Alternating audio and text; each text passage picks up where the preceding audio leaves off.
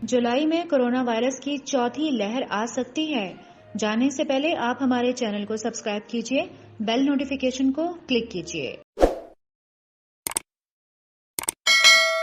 वफाकी वजीर मनसूबाबंदी और NCOC के सरबराह असद उमर ने जुलाई के दौरान पाकिस्तान में कोरोना वायरस की चौथी लहर सामने आने का खदशा जाहिर कर दिया है। माइक्रो ब्लॉगिंग वेबसाइट ट्विटर पर एक बयान में उन्होंने कहा है कि आज NCOC के इजलास में मसनूई जहानत की बुनियाद पर वबा की मॉडलिंग का तज्जिया किया गया है।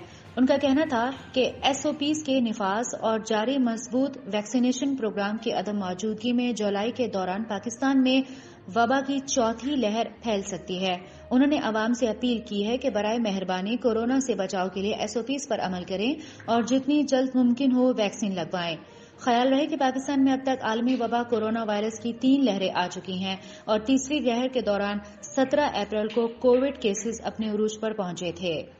पाकिस्तान में अब तक 9,52,907 अफराद के कोरोना से मुतासिर होने की तस्दीक भी हो चुकी है, जिनमें से 22,152 जान की बाजी हार गए हैं, जबकि 8,97,834 सेहतियाब होने में कामयाब रहे हैं। दूसरी जानिब मुल्क में वैक्सीनेशन का अमल कुछ रोज कबल सुस्त पड़ जाने के बावजूद दोबारा रफ्तार पकड़ चुका है और गुज़िश्ता 24 घंटों में 3,37,747 अफराद को वैक्सीन लगाई गई है।